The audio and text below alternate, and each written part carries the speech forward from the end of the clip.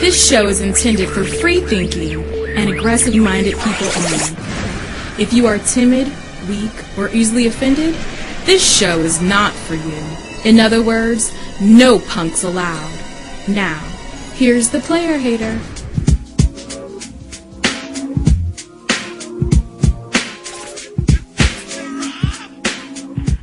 We have somebody that likes to say something.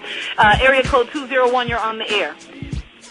Yes, sister. How you doing? I'm doing well. All right, cool. I just wanted to comment on what you were just talking about as far as, oh boy, you were talking about old times when people stayed together and all this other stuff and the divorce rate. Yeah, the divorce rate, people not staying together and whatever. Oh, and also I wanted to comment on the fact of what you just mentioned too with the women who sort of, based on what you just said, treat each dude the same, as if, you know, this date I'm going on is just going to be another date. He's going to be just like the last dude. I don't feel like doing this. And I say it all the time that women, for the most part, piss themselves off.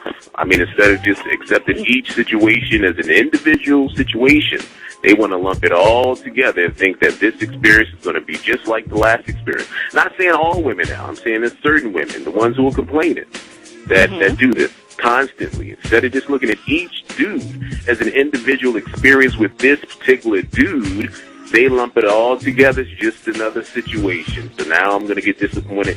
And that's too much projecting, really. Just accept this dude for what it is. For who he is, I should say. Because he may not be your future husband, but maybe, just maybe, he was brought into your life for a different reason. Well, yeah, I mean, that's my philosophy about particularly relationships in general. If it happens, it happens. I mean, please. But no, as far as sex goes, man, it's like, there's no golden, I don't know if you curse in your show. I'm trying not to curse. I'm trying to respect your show.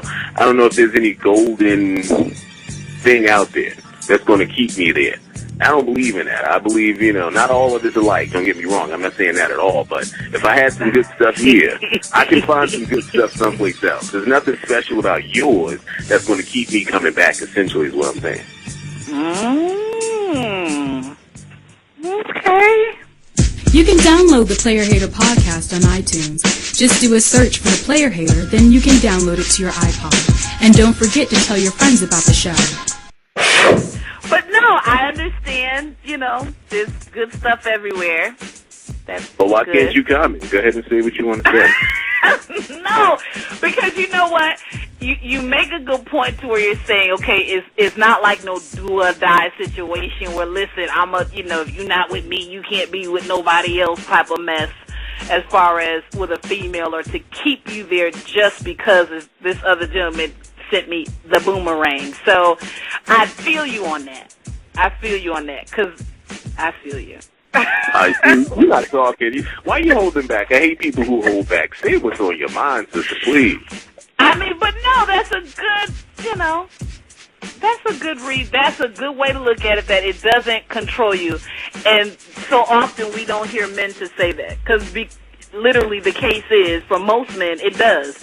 Especially if you started having sex in a relationship and they try to yank back. It's like, oh, no, you can't, we're not going to do that.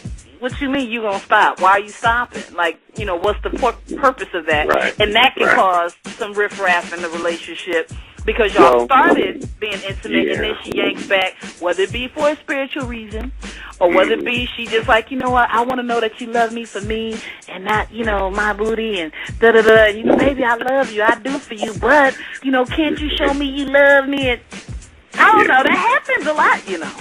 Well, yeah, I've heard about situations like that, but I've never been involved and never will be involved in any foolishness like that. Because why is it foolishness? It's foolish. That's childish games, man. I mean, look, don't give me something, then yank it and say, I'll be gone. I'm being honest with you right now. I will be so gone. I will be gone like a mug. I mean, because ain't no way you can, that's teasing. That's manipulating. That's trying to control shit, and I don't believe in that. I'm like, yo, we're going to act like mature people and do what mature people do. Don't be all of a sudden getting religious on me, because I'm gone anyway, because I don't like overly religious chicks. So you're going to get religion and you're not going to give me any more? Nah, I'm definitely good. So you need one or the other. Either you will give me some and not be as spiritual, or be spiritual, not give me none, so then I don't have nothing to be teased on. No, it's not even the fact that I'm pissed off because she's not giving me any anymore. It's the whole package. I'm like, no, I mean, it's okay if you want to find religion, but again, like I said, I don't like overly religious chicks, so that is pushing me out the door alone. That's what's the fact that you're trying to manipulate the situation and control stuff. That is, you know, this is a relationship with both ends. So, nah, all those mind games and all, I can't deal with it yet. You know what? I've been guilty of doing that. We talked about it on the other show. I've been there, done that, where and I've had my reason. There's reasons. It's not always manipulation why women pull back and tie up the cookie. Sometimes it could be the fact that they done gave it up and it was awful. And instead of hurting your feelings, they find the Lord. You know, you got to. Now, game is not all about manipulation. I didn't been there. When I tell you, and you know what's funny? If the sex is not good, it's so easy to break up or leave somebody alone. Now, I can't say that because I've been in predicaments where, you know, we went there. It was so awful. And people, if you know me, if I say I need space, that means it's over. Like, I don't need my space is permanent. It's not, I need a little time to rethink. It's probably, you know, you ain't right or the intimacy ain't right.